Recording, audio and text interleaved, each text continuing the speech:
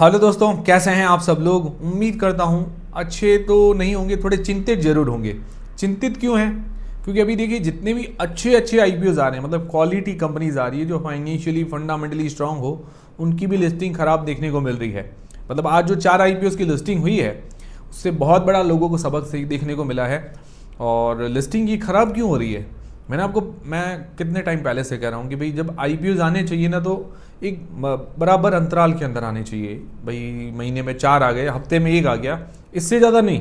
भाई ये जो आईपीओज आ रहे हैं अभी, कितने सारे आईपीओज एक साथ, अब एक एक साथ 12 12 15 15 18 18 आईपीओज एक साथ ओपन है। तो देखिए फंड क्या है कि फंड डिस्ट्रीब्यूट होगा, एफआईआईज भले हो या डीआईआईज हो, किसके पास इतना पैसा कहाँ से लाएंगे? भाई पैसा भी तो चाहिए लगाने के लिए। एफआईआईज डीआईआईज लाते कहाँ से? वो भी रिटेलर से ही तो लाते हैं। भाई अगर म्यूचुअल फंड कोई स्कीम आती है, वो अगर इंस्टीट्यूशन है तो वो म्यूचुअल फंड स्कीम लेके आए तो उसमें भी तो पैसा रिटेलर ही तो लगाता है। ओवरऑल पैसा तो सारा रिटेलर का है। अब रिटेलर भी कहाँ कहाँ पैसा लगाएगा? रिटेलर अलग है, इंस्टीट्यूशन है, एफआईआईज कहाँ कहाँ पैसा लगेंगे? इतना ज़्यादा आईपीओज है भाई, तो हाल तो ऑटोमेटिकली ख़राब होने हैं। भाई अगर इस तरह से कोई आईपीओ आते रहे तो ये तो चलता ही रहेगा। फिर अभी देखिए एलजी आईपीओ की अनाउंसमेंट हो गई है, टाटा कैपिटल भी साथ में आ रहा है। अब ये इतने 2 बड़े आईपीओज, भाई टाटा कैपिटल पहले 17,000 करोड़ का था, अभी 15,000 करोड़ का हो गया। एलजी भी लगभग इतने साइज का ही होगा। अब ये 30,000 करोड़ के तो ये 2 आईपीओज हो गए। तो पैसा तो कहाँ से आएगा? मतलब ऊपर से तो बरस तो नहीं रहा है। और ऑलरेडी पिछले भी कितने आईपीओज लिस्ट हुए हैं, लगातार आईपीओज लिस्ट हो जा रहे हैं और नए नए आईपीओज आते जा रहे हैं। तो फंड कहाँ है? फंड है ही नहीं ना। भाई आज लिस्टिंग हुई तो शेयर कैसे चढ़ेगा ये बताइए? शेयर तब चढ़ेगा जब उसको कोई बाय करेगा। भाई आज जितने भी लिस्टिंग हो इस पर कोई बाय करेगा तभी वो शेयर चढ़ेगा ना। अब कोई बायर्स तो है नहीं, पैसा ही नहीं है, फंड नहीं है, बाय कहाँ से करेंगे? तो ऑब्वियसली अच्छे से अच्छे आईपीओ की हाल तो खराब होनी ही है। ये कारण है। मैं आपको शुरुआत से ही कह रहा हूँ कि जितने ये आईपीओ आएंगे ना तो लिस्टिंग खराब ही होनी है। अब उसके अंदर ये नहीं कि उसकी कोई कंपनियां खराब है, फाइनेंशियल फंडामेंटल्स अच्छे नहीं है, कंपनियां अच्छी आ रही है। अभी जो 4 आईपीओ थे वो ठीक ही कंपनियां थी, चारों ही खराब नहीं थी। ऐसा नहीं कि बिल्कुल रद्दी कंपनियां, ऐसा नहीं था। जिसमें से जारो है, सरसा साई है, सोलर वर्ल्ड, ये तो अच्छी कंपनियां हैं। भाई आनंद राठी के अंदर भी हल्का फुल्का रिस्क था पर भी खराब कंपनी नहीं थी वो भी। तो फिर भी देखिए लिस्टिंग कैसी देखने को मिली, जैसा उम्मीद थी वैसी भी नहीं देखने को मिली। उनमें से एक आनंद राठी का आईपीओ था जो आज टिक पाया मार्केट, मतलब पॉजिटिव रहा, बाकी तो 3 नेगेटिव चले गए। कितनी खराब बात रही। बाकी आप लोगों ने क्या किया? इसको होल्ड करके बैठे, सेल कर दिया? कमेंट करके जरूर बताइएगा। बाकी देखिए अब ये आईपीओ इसी तरह आएंगे ना तो यही हालत रहने वाली है। अब इसमें किसी का दोष नहीं है। हालांकि ऐसा होना चाहिए कि भाई थोड़ा कंट्रोल में लाना चाहिए, सेबी वगैरह को थोड़ा ध्यान देना चाहिए। भाई आईपीओ थोड़े गैप के अंदर आए तो ज़्यादा बढ़िया है।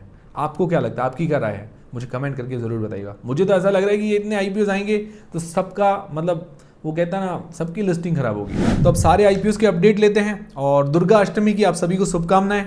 कल 1 अक्टूबर को 3 आईपीओ की लिस्टिंग है, लिस्टिंग के स्ट्रैटेजी जानेंगे। कल 2 आईपीओ, फैक्टेक आईपीओ, ग्लॉटेस आईपीओ, आखिरी दिन है, फाइनल अपडेट जानेंगे। और आज 2 आईपीओ का अलॉटमेंट स्टेटस भी आने वाला है, जिन कुशल, ट्रू ऑल्ट।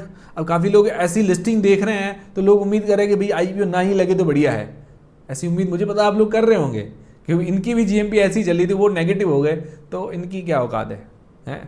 फिर पीएस डिजिटेक आखिरी दिन था, सब्सक्रिप्शन अलॉटमेंट चांसेस जानेंगे। तो लेते हैं सारे आईपीओ के अपडेट्स। उससे पहले दोस्तों Telegram, WhatsApp channel, Instagram, Facebook, सबकी लिंक डिस्क्रिप्शन के अंदर ज्वाइन करके रख लीजिए। सबसे पहले दोस्तों बात करें जिन कुशल आईपीओ, ट्रू ऑल्ट आईपीओ, इन दोनों आईपीओ का अलॉटमेंट स्टेटस बिग शेयर की वेबसाइट पर हमें देखने को मिल जाएगा। हो सकता है वीडियो लाइव होने तक इन दोनों आईपीओ का अलॉटमेंट स्टेटस देखने को मिल जाए। पहले आ जाता है तो हम जनरली टेलीग्राम, व्हाट्सएप चैनल पर आपको अपडेट कर देते हैं, वरना हमारे काफ़ी जागरूक सब्सक्राइबर्स हैं, वो कमेंट करके भी बता देते हैं, आपको जानकारी दे देते हैं। तो चिंता कोई भी करने की ज़रूरत नहीं है। मान लो मैं कोई थोड़ा आगे पीछे हो, जो मैं खाना खा रहा हूँ या कुछ भी हो, तो हमारे जागरूक सब्सक्राइबर्स काफ़ी है ऐसे जो जागरूक है वाकई में, वो अपडेट भी देते हैं लोगों को, हेल्प भी करते हैं, अच्छी बात है। जैसे भगवती जी है, 1-2 और लोग हैं वो भी करते हैं सपोर्ट, काफ़ी अच्छी बात है।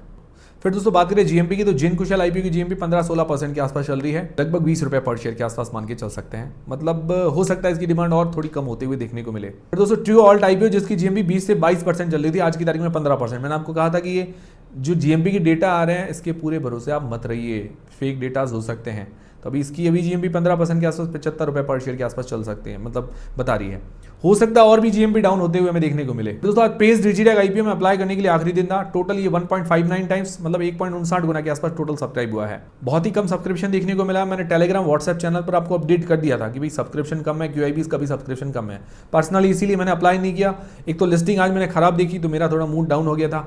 दूसरी चीज़ ये है कि भाई इसको सब्सक्रिप्शन कम मिला, QIBs की तरफ से रिस्पांस आया नहीं, तो इस कारण क्या है कि मैंने इसको स्किप कर दिया। आप लोगों ने क्या कि इसको अप्लाई किया है या नहीं किया वो मुझे कमेंट करके जरूर बता दीजिएगा। अलॉटमेंट के चांसेस अगर जाने तो देखिए रिटेल कैटेगरी के अंदर लगभग सबको अलॉटमेंट मिल ही जाएगा, लगभग 100% जैसे चांसेस हैं। बिग HNI कैटेगरी के अंदर भी लगभग 100% चांसेस है। स्मॉल HNI कैटेगरी थोड़ी ज़्यादा सब्सक्राइब हुई है, बट स्मॉल HNI के अंदर ऐसा देखा जाए सब्सक्रिप्शन के हिसाब से तो 50% के आसपास, बस उससे ज़्यादा इसको सब्सक्रिप्शन मतलब अलॉटमेंट मिल सकता है, क्योंकि जो बिग HNI कैटेगरी के अंदर जो बचे हुए अलॉट होंगे वो स्मॉल HNI के अंदर अलॉट हो जाएंगे। ओवरऑल अगर देखा जाए कंपनी नो डाउट काफ़ी अच्छी है, इसके अंदर कोई विशेष ऐसी कमी भी कोई नज़र नहीं आ रही। अब देखिए इतनी अच्छी कंपनी होने के बावजूद सब्सक्रिप्शन नहीं मिल रहा है, और सब्सक्रिप्शन अच्छा मिलता है तो लिस्टिंग अच्छी नहीं होती है, तो क्या कर सकते हैं। अब एक साथ इतने IPOs लाओगे तो पैसा लगाएंगे कहाँ लोग, ये भी चीज़ है ना। बाकी इसका अलॉटमेंट स्टेटस लिंकिन टाइम की वेबसाइट पर देखने को मिल जाएगा। बाकी पर्सनली मुझे इस IPO के बारे में अभी फील हो रहा है, मतलब इसकी अभी GMP 0 बता रही है, कोई भी डिमांड नहीं है। मुझे पर्सनली ऐसा फील हो रहा है कि इसकी लिस्टिंग नेगेटिव नहीं होनी चाहिए, कंपनी ठीक नज़र आ रही है, पर नेगेटिव हो गई तो अभी क्या भरोसा कुछ नहीं है मार्केट का। फिर दोस्तों ओम फ्रैट IPO दूसरा दिन था, बाकी इस पर फाइनल अपडेट का वीडियो आपको कल मिल जाएगा, क्योंकि इसके अंदर एक दिन एक्स्ट्रा है। तो 2 दिन के अंदर 2.23 टाइम्स टोटल सब्सक्राइब हुआ है, ठीक ही सब्सक्रिप्शन है। GMP इसकी डाउन हुई है, सिर्फ 3% के आसपास बता रही है, 5 रुपये पर शेयर। फिर दोस्तों एडवांस एग्रो आज ही ओपन हुआ है, मैं रिव्यू का वीडियो डाल चुका हूँ, देख लीजिएगा आप। ये टोटल 0.39 टाइम्स सब्सक्राइब हुआ है। GMP 13% के आसपास 13 रुपये पर शेयर, इसकी GMP भी अच्छी बता रही थी, आज कम हुई है। फिर दोस्तों जो बिगेस्ट IPOs हैं 2, उसके अंदर LG IPO की भी अनाउंसमेंट हो गई है। LG IPO 7 से लेकर 9 अक्टूबर के बीच में ओपन रहेगा। प्राइस बैंड मार्केट लॉट वगैरह आना बाकी है, आते ही हम डिस्कस कर लेंगे। अब देखिए इतना बड़ा साइज का IPO है, उसके साथ टाटा कैपिटल भी आ रहा है और उसके साथ दूसरे IPOs भी हैं। अब पैसा कहाँ लगेगा, कहाँ से पैसा लाओगे। मेरा तो इतने IPOs में देख रहा हूँ ना, मेरा खुद का भी मन नहीं कर रहा कि IPO में लगाऊं। अब कहाँ से मन करेगा बताइए आप। हफ्ते में एक आधा IPO आए ना वो ज़्यादा बढ़िया है, भले अलॉटमेंट ना मिले, बट मज़ा तो आना चाहिए ना कि भाई हाँ लिस्टिंग अच्छी हुई, यार अलॉटमेंट नहीं मिला, आपके और लगाऊंगा। अब वो तो रहा ही नहीं कुछ, मतलब जो लोग चाह रहे थे कि भाई अलॉटमेंट ना मिले, तो आराम से अलॉटमेंट भी मिल रहा है, मज़ा ही खत्म हो गया है। ऐसा मज़ा थोड़ा होना चाहिए यार। फिर टाटा कैपिटल IPO, इसकी GMP कल 10% थी, आज 5% पे आ गई है। अब होना ही है ऐसा, अब कल हो सकता है 0% भी आ जाए, क्या भरोसा, क्योंकि डिमांड घट सकती है, क्योंकि अब IPOs ही इतने सारे हैं। अभी लगभग 17 रुपये पर शेयर के आसपास मान के चल सकते हैं। फिर WeWork IPO, इसकी तो ग्रे मार्केट में डिमांड ही नहीं है, अब इसका कोई नाम नहीं है तो ले भी डिमांड नहीं है। ऐसे तो नाम हो सकता है, बट जो टाटा का है, LG है, उनका बड़ा नाम है, उसके बेसिस पर उसके कंपैरिजन में थोड़ा छोटा नाम है। तो ये अभी के IPO के अपडेट्स। अब फाइनल अपडेट 2 IPOs के और लिस्टिंग डे स्ट्रेटजी भी जान लेते हैं। सबसे पहले फैबटेक IPO फाइनल अपडेट। अब देखिए फाइनल अपडेट कोई भी देख रहा है, कोई लोग कहेंगे मैं तो अप्लाई नहीं करने वाला, जाए तेल लेना है, मुझे कोई नहीं अप्लाई करना। मुझे पता है काफ़ी लोग ऐसा सोच रहे होंगे, हो गई ये सोच आनी है आपके मन में, क्यों नहीं आएगी बताइए। भाई ऐसी नेगेटिव लिस्टिंग देखेंगे तो किसका मन करेगा अप्लाई करने के लिए, भले कितनी भी अच्छी कंपनी हो। तो सबसे पहले जो लोग लिस्टिंग गेंस के हिसाब से अप्लाई करना चाहते हैं तो 4 पैरामीटर्स। GMP सिर्फ 1% है, मतलब बहुत कम है। 0 नंबर GMP के अंदर। सब्सक्रिप्शन इसको 1 टाइम्स टोटल 1 गुना के आसपास सब्सक्राइब हुआ है, तो आधा नंबर। एंकर लिस्ट इसकी नहीं आई है, मतलब कभी कभार ऐसा होता है कि भाई एंकर पोर्शन से नहीं जुटाते हैं, कोई भी कंपनी के ऊपर डिपेंड करता है। Valuations PE wise, price to book wise एकदम सही है। वैल्यूएशंस के अंदर पूरा 1 पॉइंट मिल जाता है, और इसको 4 में से 1.5 पॉइंट मिलते हैं, मतलब रिस्क बना हुआ है। पर बाकी कंपनी को देखें तो कंपनी के फैक्टर्स अच्छे नजर आ रहे हैं। अगर इसके आसपास कोई IPO नहीं होता, मान लो भाई सितंबर महीने के अंदर ये दूसरा तीसरा ही IPO होता, तो इस कंपनी की मुझे लगता है कि डिमांड रहती। यही कारण है कि अभी अच्छी कंपनी है फिर भी डिमांड नहीं है। बाकी लिस्टिंग इसके हिसाब से 4 में से 1.5 पॉइंट है। बाकी मुझे सेक्टर वाइज अगर देखा जाए ओवरऑल एक अट्रैक्टिव कंपनी तो नजर आ रही है। लॉन्ग टर्म के हिसाब से जो लोग अप्लाई करना चाहते हैं तो पॉजिटिव्स नेगेटिव्स देख लेते हैं। पॉजिटिव में ये कि इसका सेक्टर मुझे अच्छा लगा, थोड़ा यूनिक टाइप है। जो फार्मा सेक्टर वाली कंपनी है, दवाइयाँ बनाने वाली कंपनी, उनको फैक्ट्री सेटअप करके देती है, मशीनरीज, इक्विपमेंट्स वगैरह, तो ये मुझे थोड़ा सा यूनिक लगा, काफ़ी अच्छी बात है। और अपने सेक्टर में ये पहली कंपनी लिस्ट होने जा रही है। वैल्यूएशंस इसकी सही है, price to book wise, price to earnings ratio के हिसाब से पूरा का पूरा फ्रेश इशू है। फाइनेंशियली स्ट्रॉन्ग है, रेवेन्यू प्रॉफिट के अंदर अच्छी ग्रोथ है, मार्जिन वगैरह इसके अच्छे हैं। इस साल 14% के मार्जिन है, हर साल बढ़े हैं। और ज़्यादातर इसका रेवेन्यू एक्सपोर्ट से आता है, 85% का रेवेन्यू एक्सपोर्ट से, विदेशों से आता है, 15% इंडिया से आता है। अच्छी बात है, एक्सपोर्ट मतलब विदेशों के अंदर मतलब रेट भी अच्छी मिल जाती है, ये भी चीज़ है। नेगेटिव्स देखा जाए, नेगेटिव्स विशेष मुझे ऐसा कुछ लगा नहीं इसके अंदर नेगेटिव। एक इसके ऊपर डेट थोड़ा सा है, पर आईपीओ के पैसे से डेट भी पे नहीं कर रही है, बट डेट इतना ज़्यादा नहीं है, मतलब थोड़ा कंट्रोलेबल तो है, भले ही कंट्रोलेबल है, बट थोड़ा डेट पे करती तो बढ़िया रहता। ओवरऑल कंपनी अट्रैक्टिव नजर आ रही है लॉन्ग टर्म के हिसाब से, बट देखिए अभी की कंडीशन में मुझे नहीं लगता कि कोई भी आईपीओ भाई सजेस्ट भी करना है, कुछ भी करना मतलब अच्छा मूव है। बाकी हाँ, लॉन्ग टर्म के हिसाब से देखा जाए बैलेंस्ड कंपनी है, और लिस्टिंग इसके हिसाब से थोड़ा रिस्क तो नजर आ रहा है।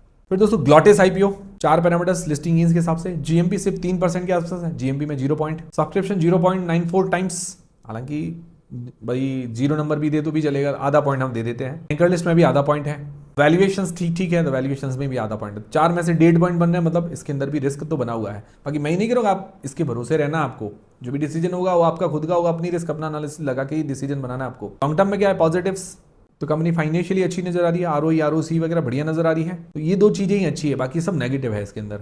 नेगेटिव में ये है कि देखिए कंपिटेटिव सेक्टर है, कॉमन सेक्टर है, फ्रैट वगैरह, ये फ्रैट फॉरवर्डिंग वगैरह का कॉमन सेक्टर है इसका। कॉमन सेक्टर में कुछ विशेषताएं होनी चाहिए, तो विशेषताएं नहीं, इसके अंदर कमियां ज्यादा है, जैसे वैल्यूएशंस इसकी इतनी सस्ती नहीं है। ओवरऑल ये सेक्टर कंपिटिटिव है, फाइनेंशियल्स ठीक नजर आ रहे हैं, बट फाइनेंशियल के साथ साथ वैल्यूएशंस भी अच्छी देनी चाहिए थी। ओवरऑल देखा जाए तो इसके अंदर थोड़ा सा कम अट्रैक्शन नजर आ रहा है। बाकी आप लोग क्या करने वाले कमेंट करके जरूर बताइएगा, और जो भी डिसीजन बनाए अपनी रिस्क अपना एनालिसिस लगा के बनाए। तो ये 2 कल आईपीओ के फाइनल अपडेट। अब कल 3 आईपीओ की लिस्टिंग है, इसमें सबसे पहले जैन रिसाइकलिंग का आईपीओ, कंपनी ओवरऑल बढ़िया नजर आ रही है ये, बट अभी देखिए इसकी भी डिमांड कम है। सबसे पहले एक अंदाजन लिस्टिंग प्राइस 232 रुपए के अंदर तो हमें अलॉट हुआ है, 15 रुपए के आसपास जीएमपी बता रही है, तो जीएमपी के अनुसार तो 247 रुपए इसकी लिस्टिंग प्राइस आ रही है, बट ये मेरे अनुसार नहीं है, जीएमपी के अनुसार है।